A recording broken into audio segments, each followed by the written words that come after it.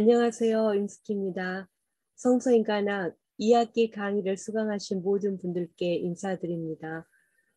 1학기에 우리가 1장과 2장을 배웠습니다. 2학기에는 3장과 4장을 통해서 하느님께서 만드신 인간에 대한 그 경탄과 놀라움에 대해서 다시 성찰하는 시간을 갖도록 하겠습니다. 화면 공유합니다. 이 책의 제목은 성서 인간학입니다. 인간이란 무엇인가? 우리는 성서의 계시를 창세기 1, 2장을 토대로 계속 따라가고 있습니다. 시작 기도로 시편 139편 같이 바치도록 하겠습니다. 주님, 당신께서는 저를 살펴보시어 하십니다. 제가 앉거나 서나 당신께서는 아시고 제 생각을 멀리서도 알아채십니다. 제가 길을 가도 누워 있어도 당신께서는 헤아리시고 당신께서는 제 모든 길이 익숙합니다. 정녕 말이 제 혀에 오르기도 전에 주님, 이미 당신께서는 모두 아십니다. 뒤에서도 앞에서도 저를 에워싸시고 제 이에 당신 손을 얹으십니다. 시편 139편은 하느님이 우리를 알고 있다는 것에 바탕을 둔 시인의 마음을 우리에게 전합니다. 저를 살펴보시어 아십니다. 앉거나 서거나 제 생각을 멀리서도 알아채십니다. 저의 모든 길이 하느님께는 익숙합니다. 우리가 말을 하기도 전에 하느님은 우리의 모든 생각을 아십니다. 우리가 우리 자신에 대해서 아는 것보다 하느님이 우리 자신 아는 것이 더 깊고 정확하고 심오하다는 것을 시인은 고백합니다. 성서 인간학의 흐름을 잠시 살펴보고 강의를 진행하겠습니다. 1학기에 배웠지만 다시 한번 우리가 2학기를 시작하면서 우리의 여정이 어디를 통과하고 있는지 다시 그 여정을 돌아보도록 하겠습니다. 제1장에서 우리가 하느님께서 창조하신 인간 존재, 창세기 2장 4절부터 7절까지를 살펴봤습니다. 인간이란 무엇인가? 두 가지 요소가 중요하죠. 흙에서 빚어진 존재이다. 두 번째, 하느님의 품으로 창조되었다. 흙으로 빚어진 인간 존재는 인간의 유한성, 나약함을 의미합니다. 그러나 이것이 인간의 전부는 아니죠.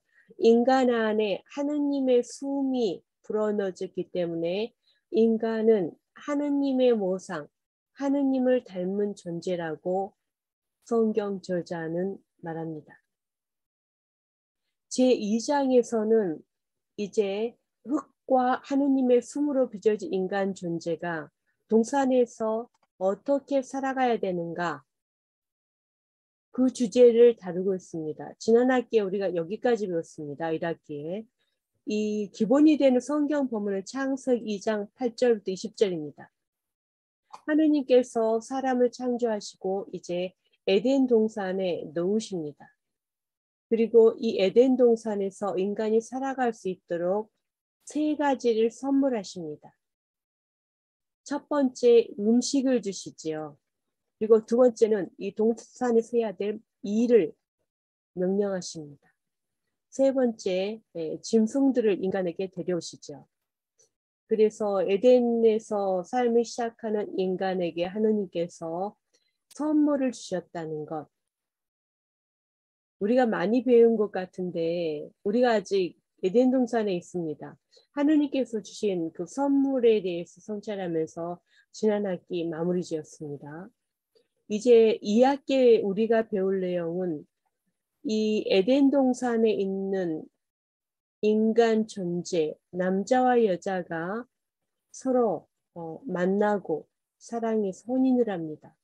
그래서 인간의 가족이 이제 성장하게 되는 것이죠.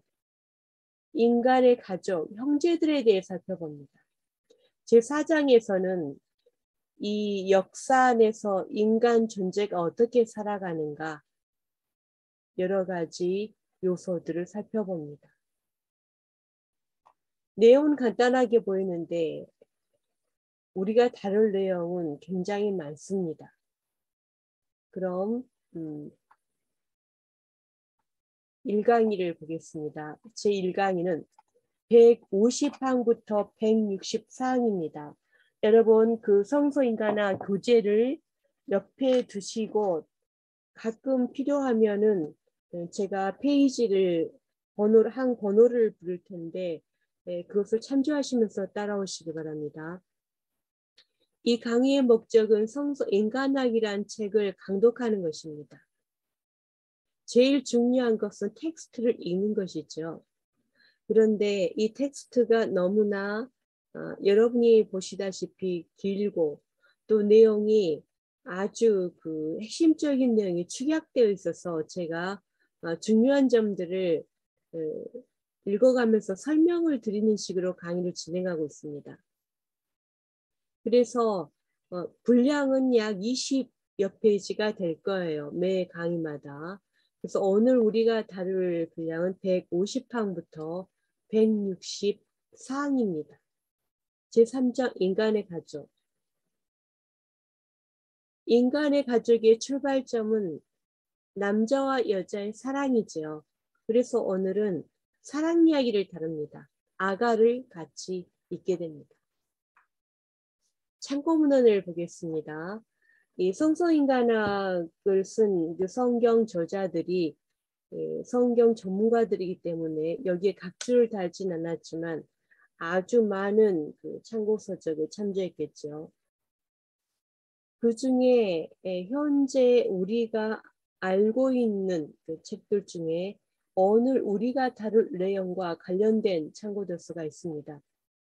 교황님께서 반포하신 모든 형제들이라는 회칙, 이제 남자와 여자의 사랑에서 우리는 형제 그리고 동포애, 인류애까지 확장시키는 것을 보게 됩니다. 그리고 교부들의 성경주에 구약성경 창세기 1장부터 11장까지도 우리가 지금 계속 읽고 있는 창세기 1, 2장에 대한 교부들의 해설을 알아보는 데 도움이 될 수 있습니다. 그러나 여러분 우리가 이 책을 읽는 목적은 첫째는 이 책에 집중하는 것을 가장 중요한 목적으로 삼습니다. 저도 공부를 계속하고 있지만 책을 읽다 보면 여러 가지 흥미로운 주제가 있고 궁금하니까 다른 참고서적을 자꾸 보게 되는데 일단 이 성서인간학 강의 제 강좌를 들을 때는 먼저 교재를 잘 참조하시고 이 문헌을 참조하시고 이 성경 구절이 아주 많이 인용되어 있습니다. 성경 구절을 찾아보는 것 그것 자체가 이미 중요한 그 해석의 도구가 됩니다. 그리고 여러분이 한 권이나 두 권 정도 조금 참조를 더해서 내가 배운 것을 심화시키고 싶다 그럴 때는 이 교회 문헌 모든 형제들을 추천하고 싶습니다. 모든 형제들 지금 책 표지가 나오죠. 이 프란치스코 교황님께서 이 문헌을 반포하시고 지금 사인을 하고 계시는 장면입니다. 프라텔리 투티 이탈리어로 모든 형제들이죠. 이 모든 형제들은 이 프란치스코의 문헌을 인용한 그 첫 마디인데 이 형제들 안에 자매들도 다 포함되는 개념입니다. 우리가 코로나를 체험하면서 지금도 코로나 시기를 살고 있는데 우리 자신을 넘어서서 이 지구상에 살고 있는 사람들 전체가 우리의 형제라는 의식을 점점 더 깊혀가고 있죠. 문헌을 조금 인용합니다. 우리가 살고 있는 세상을 돌본다는 것은 우리 자신을 돌본다는 뜻입니다. 하지만 우리는 점점 더 우리 자신을 공동의 집에 사는 한 가족으로 생각할 필요가 있습니다. 최근에 이 기후위기로 파키스탄에 엄청난 홍수가 내렸습니다. 아마 성경에서나 볼 듯한 그런 홍수라고 하는데 파키스탄의 3분의 1이 잠겼다고도 하죠. 지금 그 태풍이 우리나라를 향해 오고 있다고 합니다. 이것뿐이겠습니까? 우리는 이제 어느 나라 또 어느 대륙이라고 따로 갈라서 부를 수가 없는 그런 상황을 살고 있습니다. 공동의 집에 사는 한 가족이라는 것.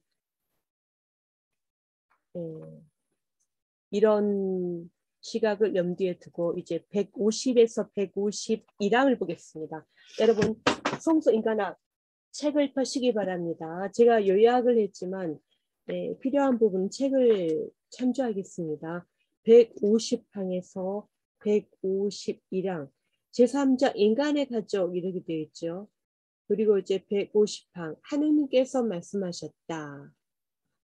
아담이 혼자 있는 것이 좋지 않다. 한처음 인류가 남자와 여자로 이루어지길 원하셨다. 이렇게 말씀하신 것은 인간 존재를 구성하는 남녀의 차이를 고려하고 그 의미를 탐구하라는 초대입니다. 혼자 있는 것이 좋지 않다. 남자와 여자로 이루어졌다. 특히 이 남자와 여자의 관계가 사랑의 관계의 이상적 가치 안에서 그 요소를 소개할 필요가 있다. 창조의 은혜는 애로움을 극복하게 한 것이다. 이 극복은 사랑으로 타인을 받아들인 행위에서 이루어진다. 그리고 이제 부부에서 자녀, 형제에서 모든 인간 존재와 친교로 나아가게 된다. 이 150항은 150항 제가 지금까지 읽은 부분은 이제 제3장에서 말하고자 하는 모든 내용을 다 요약하고 있습니다. 혼자 있는 것이 좋지 않기 때문에 여자를 창조하셨다. 그래서 이 남자와 여자의 관계에 대해서 성찰하는 것으로 시작합니다. 성경은 혼인의 일체의 구체적 표현들을 여러 가지 용어로 소개합니다.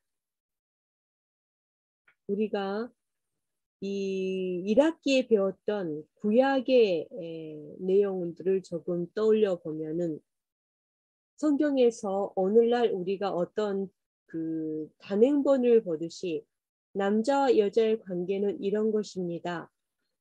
그 요소들을 1, 2, 3, 4 이렇게 나열하진 않죠. 그러나 성경 처음에 남자와 여자가 창조되고 또 그 남자와 여자가 창조된 민족들 그리고 그 민족들과의 관계 그리고 그 민족들에게까지 복음이 전달되는 그 신약의 이야기. 그래서 성경의 모든 이야기의 기본은 혼인에서 출발합니다. 남자와 여자, 아담과 하와의 혼인, 그리고 이 아담의 후세인 다른 족장들의 혼인, 그리고 이제 에언서에 가면은 이 하느님과 이스라엘 관계가 하나의 혼인 운유로 소개가 되죠. 그래서 성경에서는 혼인에 대해서 뭔가 어떤 조직 신학을 다루는 것처럼 정리를 한 것은 아니지만 처음부터 끝까지 그 혼인에 대한 영적, 초월적인 그 표상까지 사용하고 있다는 것. 그리고 이제 151항에서 성을 가진 그 부부의 창조, 하느님의 축복에 대해서도 이야기합니다. 그리고 151항에서는 자녀들의 탄생.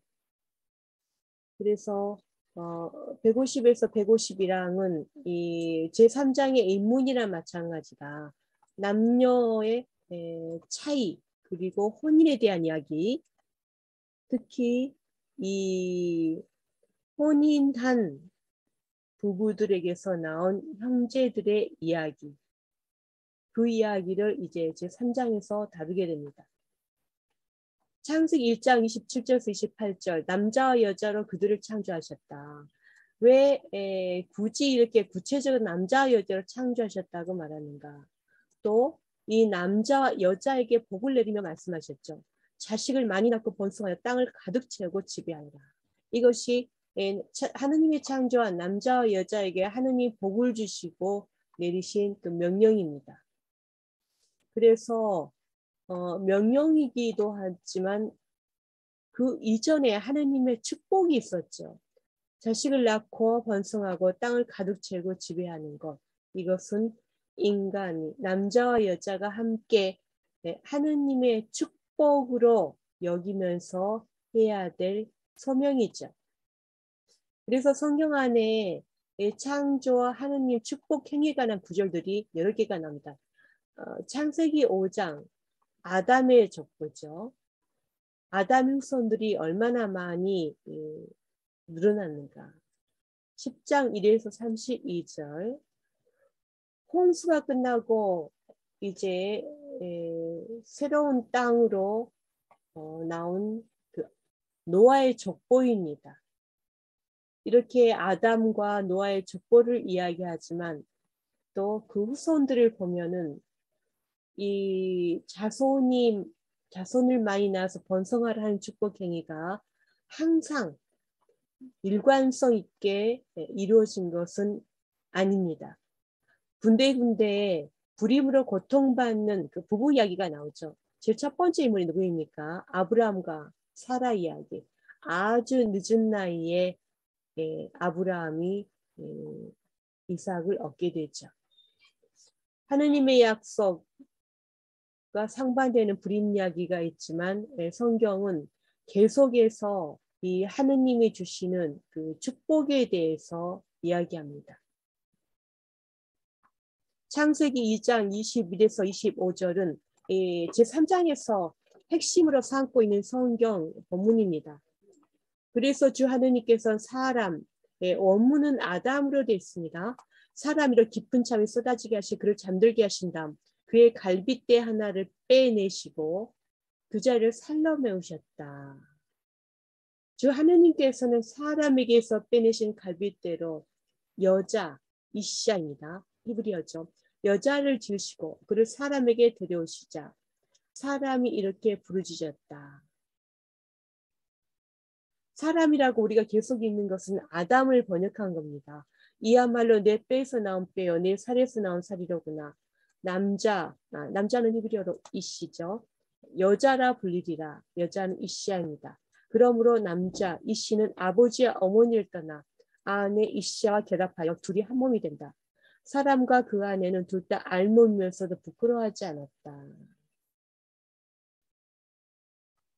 이 구절에 대한 그 해석을 좀 보겠습니다. 해석을 보기 전에 우리가 지금 하느님이 창세기 2장 20에서 25절에 나온 그 장면에서 어떻게 행동하시는가, 이 여자의 창조를 다룬 그 그림을 예술작품을 많이 볼 수 있는데 이 작품은 1540년에 독일 화가가 그린 그림입니다. 지금 이 남자는 사람이죠. 이 사람은 잠을 자고 있습니다. 그런데 이 잠을 자고 있는 사람의 몸에서 여자가 나옵니다. 여기에 대한 해석을 잠깐 보겠습니다. 이 그림도 오래된 이콘인데 항상 이 사람은 잠을 자고 있죠. 잠을 잔다. 이 152항부터 155항은 이 창세기 2장 21절부터 25절까지 해석입니다. 창세기 152항. 이 짤막한 단락은 창세기 2장의 창조 이야기를 마무리하는 내용입니다. 두 가지 중요한 순간이 연달아 이어지는데 남자와 여자에게 기원을 주는 하느님의 행위, 첫째 순간. 그리고 둘째 순간은 하느님 작품에 대한 인간의 평가, 그리고 부부의 만남이 나옵니다. 이 장면은 상징적 가치의 문학 유형을 사용하고 있다는 거.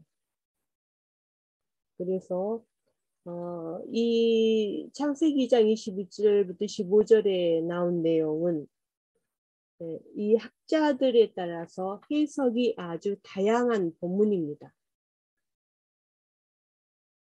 우리가 이 본문을 해석하려고 할 때 그 첫 번째 문제는 아까 읽었듯이 아담이란 용어죠. 아담, 사람으로 번역했는데 아담이란 용어가 모호하다는 거.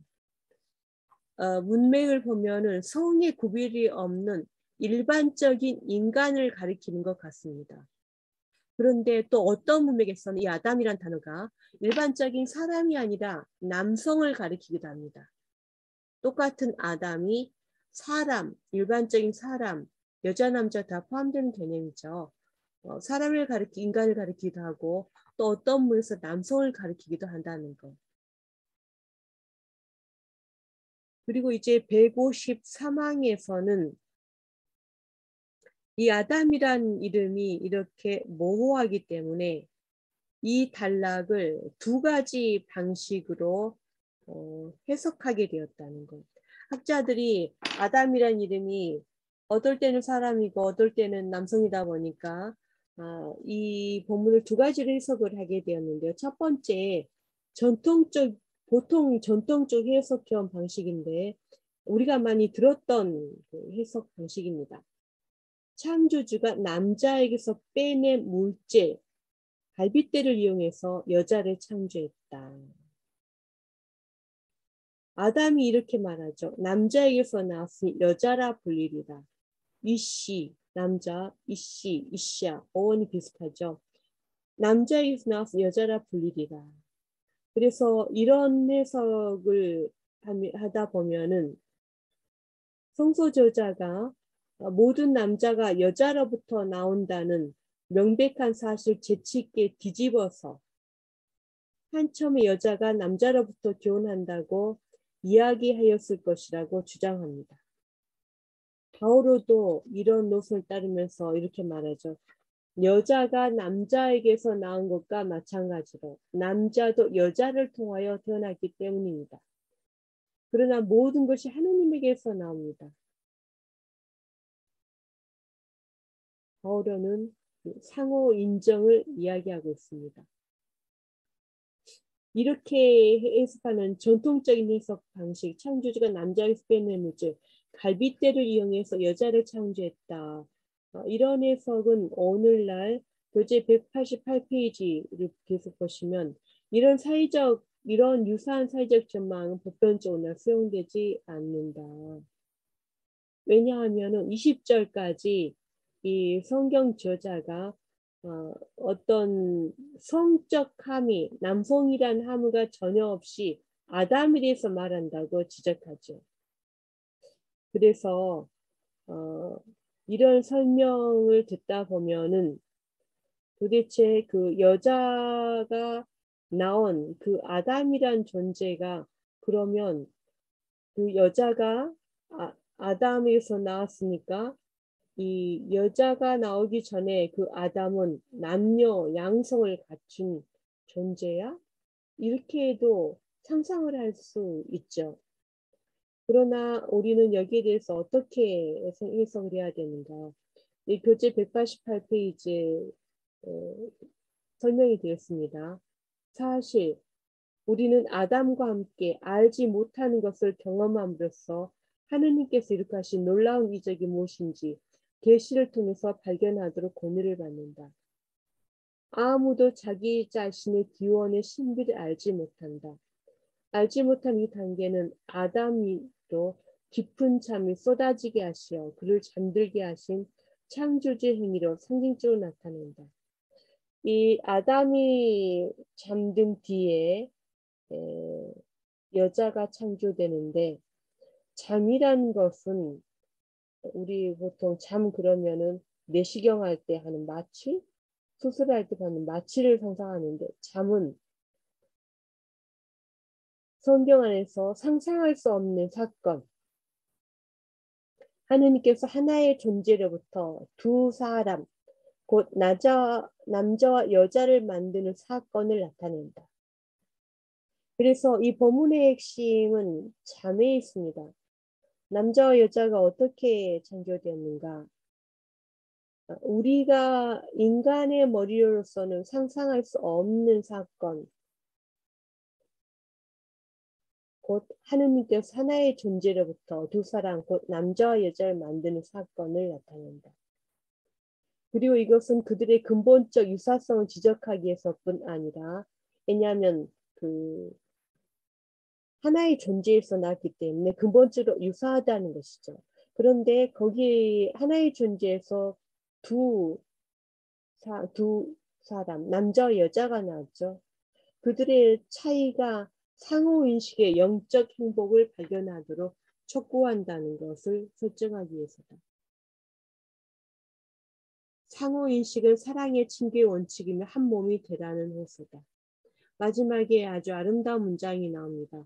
남자와 여자의 창조를 통하여 도움을 받는 것은 남자의 애로움이 아니라 인간 존재의 애로움이다.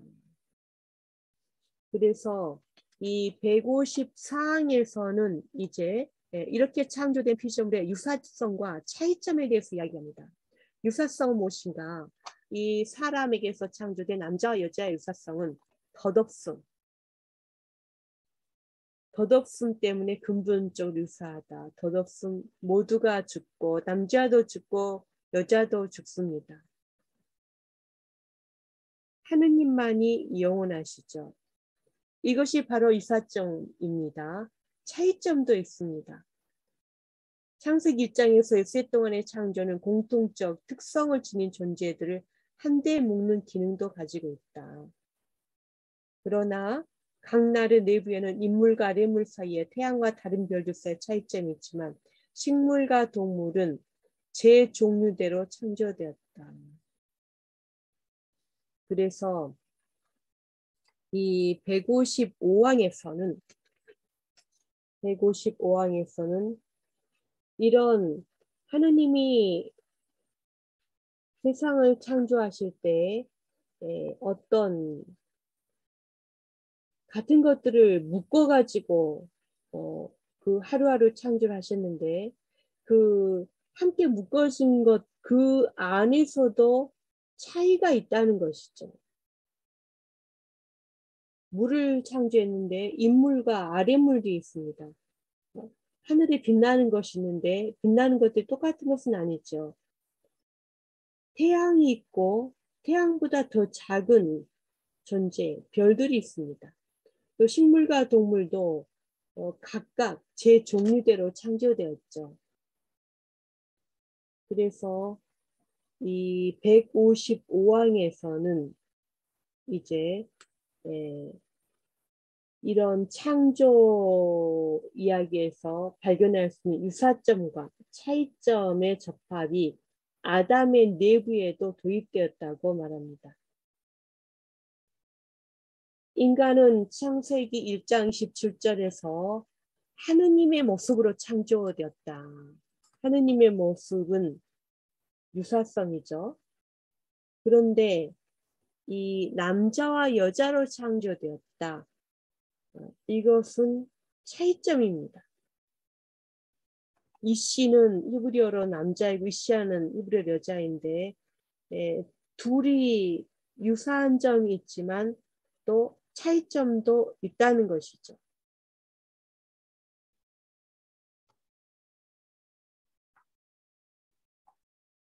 이 153항부터 155항까지 전체적인 내용을 봤는데 몇 가지만 조금 더 설명을 덧붙이겠습니다.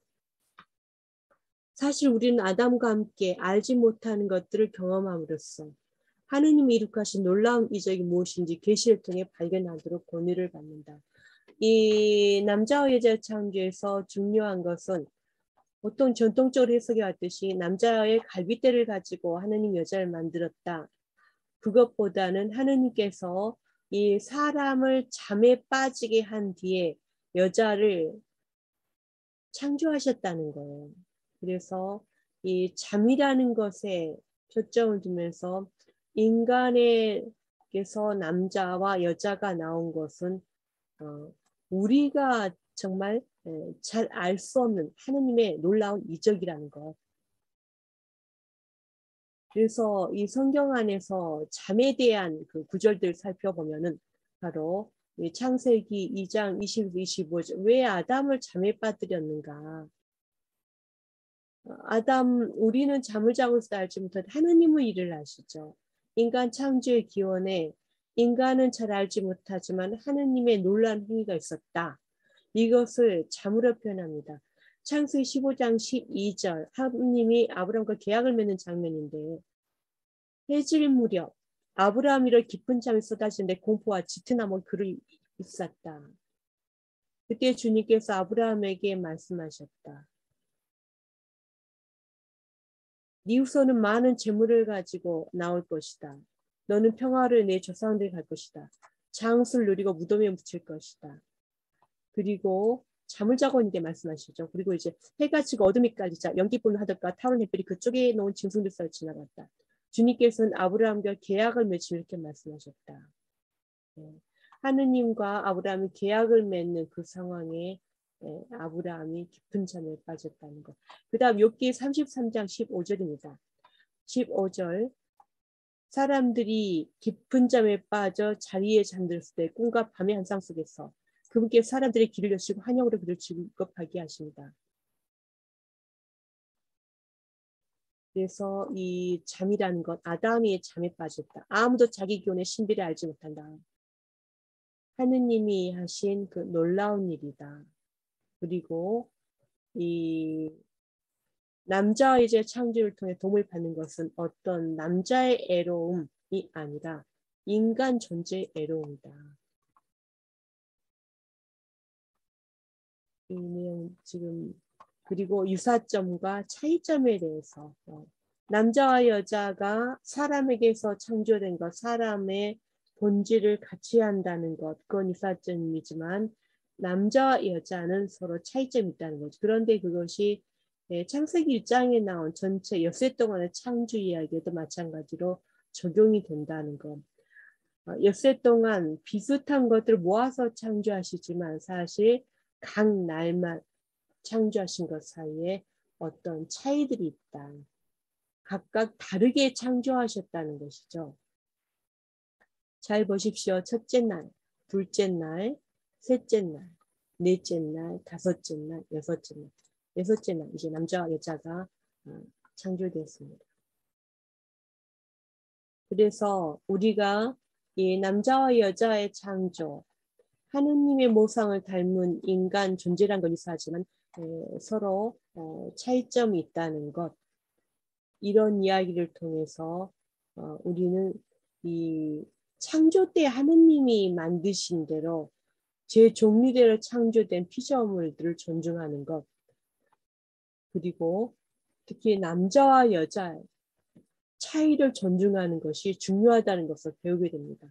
이 창조 때 하느님께서 각각 제 종류대로 따로따로 창조하셨기 때문에 이 레위기나 또 신명기에서는 뭔가 혼합한다는 것에 대해서 금지하는 규정을 세우고 있습니다. 왜냐하면은 각각 다르게 창조되었는데 왜 섞느냐는 거죠. 왜 혼합하냐는 거죠. 그것은 하나님이 원래 창조하신 어떤 그 사실에 맞지 않다는 겁니다. 남자는 남자로서의 어떤 특성이 있고 여자는 여자로서의 특성이 있다. 그래서 신명기 22장에서 이렇게 말합니다. 여자가 남자 복장을 해서도 안 되고 남자가 여자 옷을 입어서도 안 된다. 포도밭에는 포도씨를 뿌려야지 다른 종류의 씨를 뿌려서는 안 된다. 또 양털과 암말을 섞어서 짠 옷을 입어서도 안 된다. 왜냐하면은 하느님은 제 종류대로 창조하시고 제 종류대로 할 수 있는 것들을 마련하셨기 때문이라는 것이죠. 그래서 저는 이 부분을 읽으면서 하느님의 인정한 차이를 존중하는 것이 얼마나 중요한가에 대해서 아주 그 아름다운 가르침을 발견했습니다. 믿는 이처럼 하느님이 세상 기원 때 일으키셨던 중요한 차이를 인정하는 순종을 상징적으로 표현한다. 하나의 피조물에 다른 피조물의 가치를 주지 않도록 슬기롭고 한과 식별이 요구된다. 하나의 피조물에 다른 피조물과 같이. 이 말이 무슨 말인가? 저는 여러분 각자와 다르게 창조되었습니다. A라는 사람, B라는 사람과 다르죠. 그런데 A가 자신이 좋다고 여기는 가치나 또는 자신에게 갖고 있는 것들을 무조건 B에게 강요를 해서는 안 된다는 것이죠. 왜냐하면은 우리는 서로 다르게 창조됐기 때문이라는 것. 특히 이것을 남자, 여자의 차이에서 잘 볼 수 있습니다. 서로를 존중해야 된다는 것, 이것도 이 하느님 만드신 그 서로의 차이를 인정하는 데서 비롯되죠.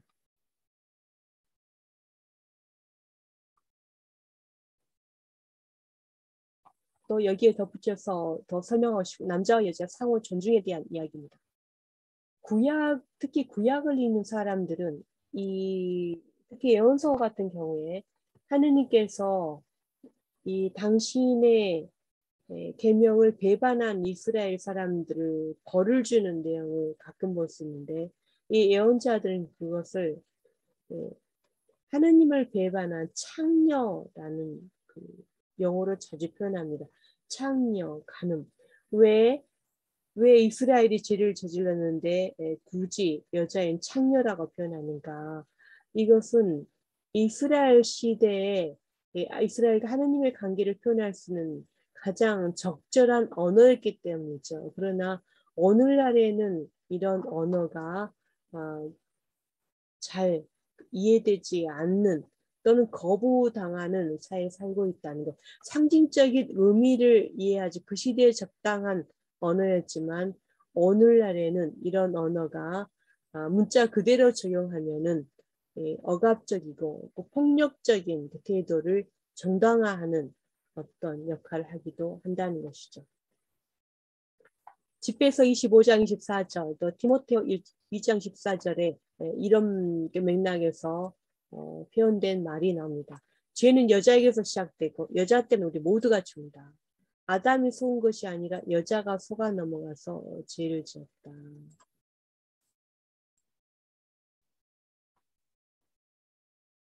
조금 쉬었다가 156강부터 하겠습니다.